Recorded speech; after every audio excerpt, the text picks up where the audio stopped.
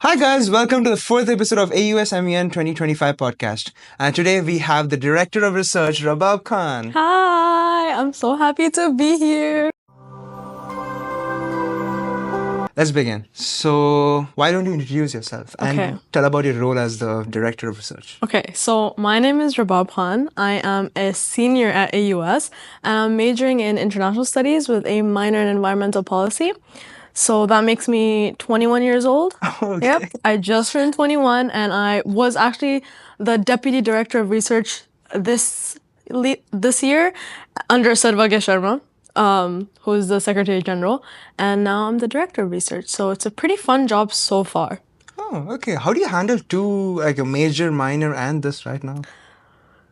I don't like to think about it a lot because the more I think about it, the more it stresses me out. So I just go with the flow.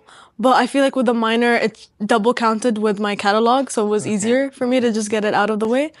But yeah, I like to have my plate full of things because then I just start being useless and just overthinking. So It's AUS. Everyone works Right? with that pace and exactly, you I'd just want rather to be work. busy. Yeah.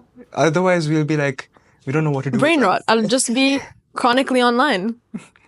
Okay, so let's talk about the research department. Okay. So, what do you have to say about the research department? Like, what do you guys do exactly, especially during the conference and just few days before it? Okay. So usually we get a lot of comments that we don't usually work that much, which to be honest, during the conference last few years, we never did. Most of our work for research department is actually done in the summer. So we're the first teams that start working and planning the conference. So that means creating the country matrix, finalizing the committees, the committee topics, writing the background guides, the background guide outlines, the delegate handbooks. So everything that everyone else is going to use, basically. Okay, yeah. And prior to the conference, we now have started to help chairs and kind of oversee how they're grading position papers and just making sure things are going smoothly. So we started working very, very closely with the HR team, which, to be honest, is so much more fun because it's like a bigger team. So we're like, I think like 8 people now with the HR team. And then during the conference, we started doing patrolling. Okay, what do you So- exactly mean by that? Okay, so what we do is we have a timesheet and we each of us have to spend 30 minutes to 45 minutes in each committee and kind of just moderate and like supervise and make sure things are going smoothly and everyone, is, being careful what they're saying, if things, are So on you the guys low. are supervising the HR department. They think they're supervising us, but it's all the way around.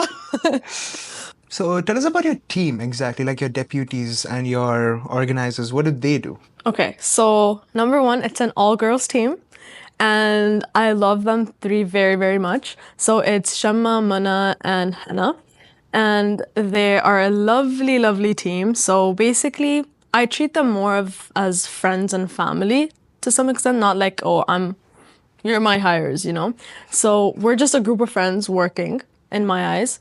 I don't know how they see it, probably. But what we do basically is now under them, we've reintroduced the concept of research assistant, aka RAs. And so beneath each of the deputies is 2 RAs that they kind of have to babysit and make sure that they're doing their job well. But other than that, they just assist me in any task that I'm given from the executive board and making sure I do it well and I make sure that they're doing it well. Okay, so is this what you guys followed last year as well, or is it something different from last year? So it's sort of the same thing, but more, I feel like this time I'm involving the deputies even more. Because when I was a deputy, I was just given a task and told what to do. Like, here's the task, here's how you should do it, here's when I should have it done by. But this time I'm kind of involving them, like, here's what happened, here's why, help me with this. So I'm making them kind of help me with my director tasks so that if one of them do end up, taking my role next year, they already know how it kind of goes. Because when I got the director role after Sarvagya, I had no idea what to do. And I was like, okay, I have to rely on the documents from the drive in the past and kind of like assume how things go. So I want to basically mentor them and teach them as we go as well, rather than just giving them deputy tasks, Okay, one question is, since you started working already, like, was the biggest challenge you guys faced, and how did you deal with it as a team? The country matrix. It was so challenging. And can I tell you, it was summer vacation. The time zone was different because I was back home in Toronto and we were camping. So I was in a cabin, no Wi-Fi. So I had to use my data. And then because of the time zones, the meeting used to be at 5 a.m. my time. So I used to have to either stay up because I know if I sleep once, I'm not going to wake up. And so having to stay up and then go back and forth with, the team, not just the research team, but the executive board, especially HR, and here are the finalized countries, and they're like, no, and I'm like, okay, let me quickly change them. So it was really challenging because there's so many countries and they're like, the topics are so, to some extent, broad. But yeah, I think that was the most challenging part. Yeah, I get it actually. Even for us as a media team, we had a lot of tasks and all. And plus, at that time, we just had the deputies. Yeah. We haven't hired the organizers. So I was like, okay, I don't need to do this, Right? this. Then by the time we select the organizers and all, around 70% of the task is already done. Yeah, exactly. Yeah, It gets so easier. it gets easier then. But right now, we are in a good pace of Especially work. during the midterms and Yeah. final season. Oh.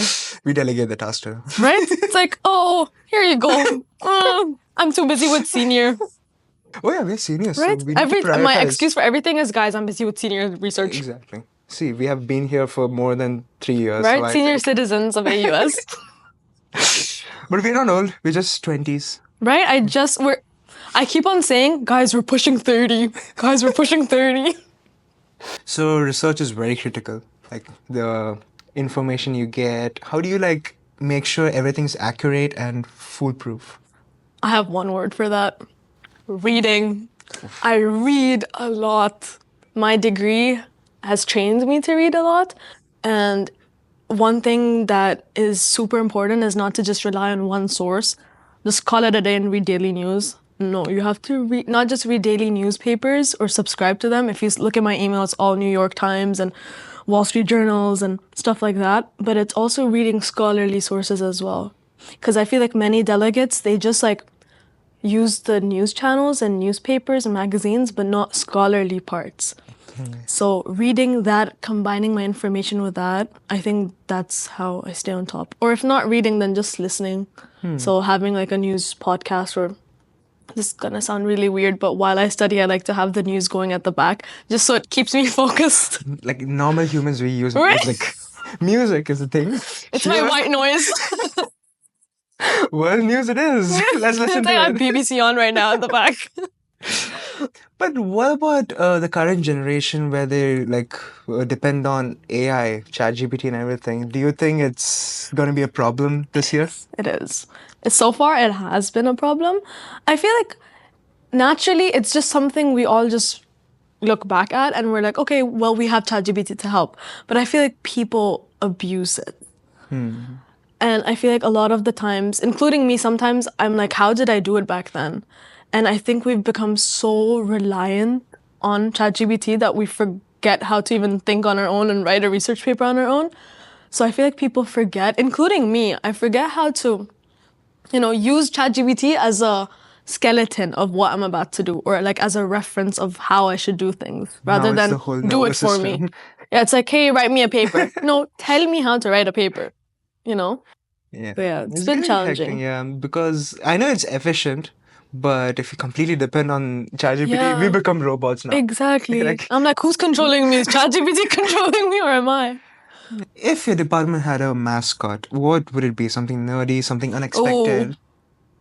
Okay, so the first thing that comes to my mind, this is gonna sound really brain rot, but it's the actually meme. And I feel like that literally is what the research team is.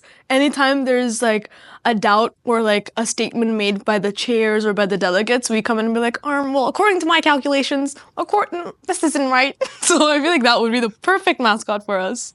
You guys are the information guy. Do you want information? Here you go. We're the people hate to see in class. Because we're like, Professor, I think you got something wrong here. No one wants to hear about it. I get it. It gets hectic. Where do you see the research team in the future? Where is it heading and everything right now?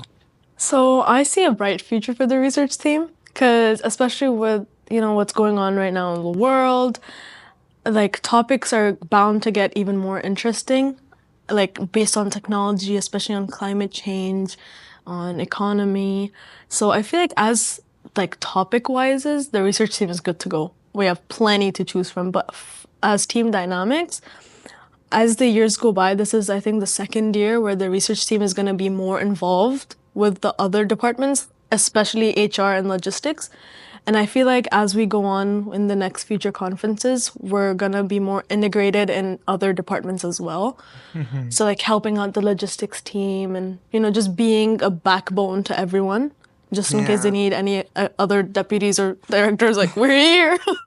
Okay, so how do you handle the controversies and all? Like, even information is coming up, Yeah. even with that also controversies, like all those comes up also.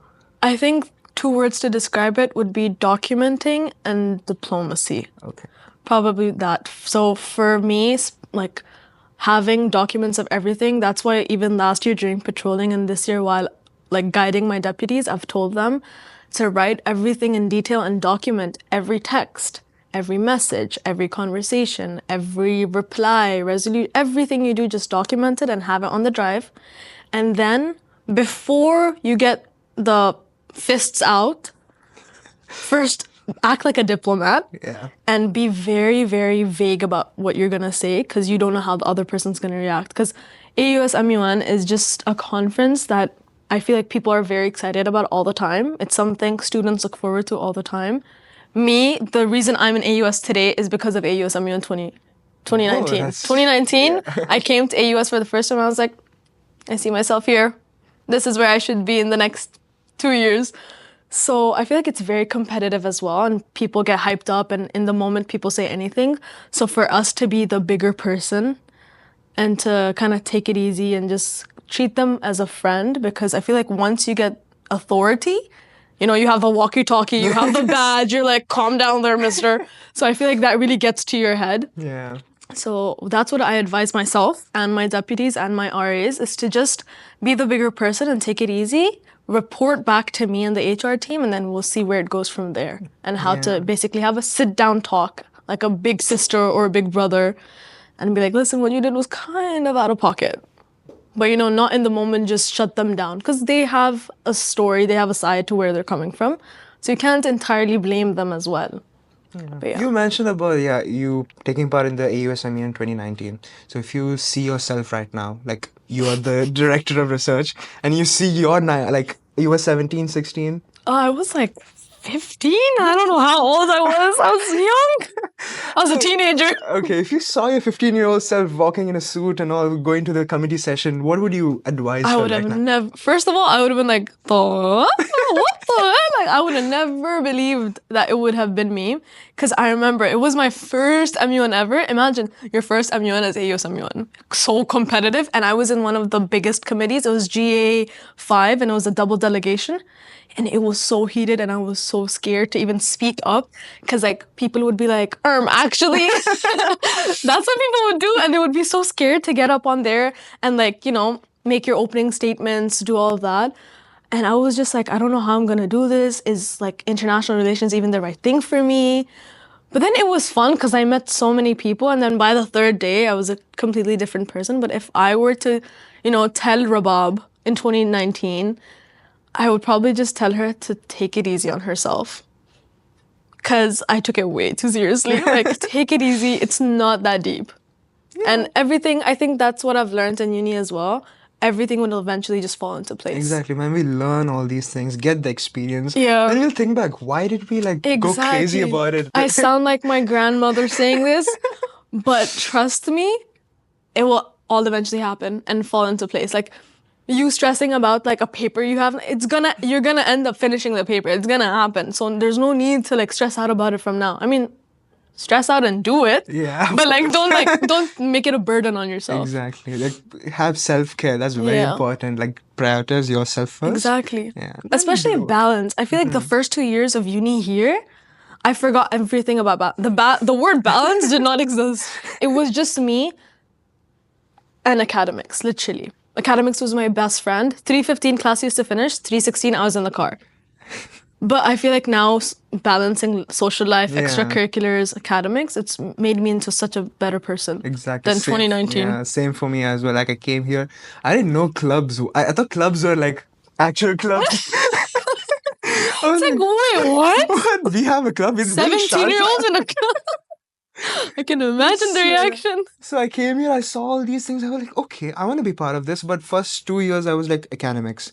Then I was like, okay, I'm going to regret it. So let me Yeah. start joining. So multiple clubs, co-curricular activities. I Exactly. found my media self in my third year, and I was like, okay, now Yeah. look where am I interviewing Literally. you.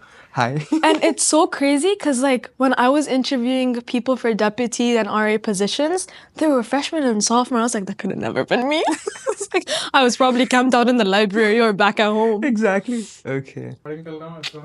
Let's go. Professional yapper, yes. Okay. If you could bring a historical figure or a very important person right now to the team and learn from him, experience what he does with the team and all, who would it be?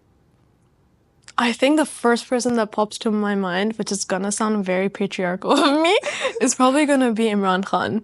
I'd love to learn from him, especially since he's so well spoken. He's so patient and poised. Like, he's the one person I would like to learn diplomacy from, especially the parts where he's talking to people from different places all around the world who have different opinions on things. I feel like that's something I really admire about him, and just his belief in doing, something good for the country and for his own people.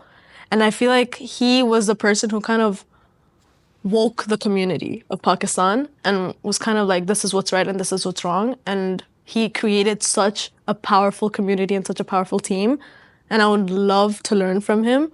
Like, I would love to have like a sit down conversation with him and just like, whoa. I would probably like lose it. But yeah, I'd probably ask Imran Khan to like join the research team. I can be the deputy, he can be the He director. can be the director, obviously. Inspirational person, actually. So before we wrap this up, any last message you would like to give our delegates who are coming for AUSME in 2025? First, definitely, if you see me around, say hi. Tell me which historical figure you would like to bring on the research team. And I think number 2 would be have fun. It's not that deep. It's something you're gonna meet people, you're gonna learn, you're gonna make mistakes. But at the end of the day, it's just a conference, it's a learning curve. And it's gonna be a good story to tell, whether it's good or bad. It's gonna be something you're gonna look back and laugh at, trust me.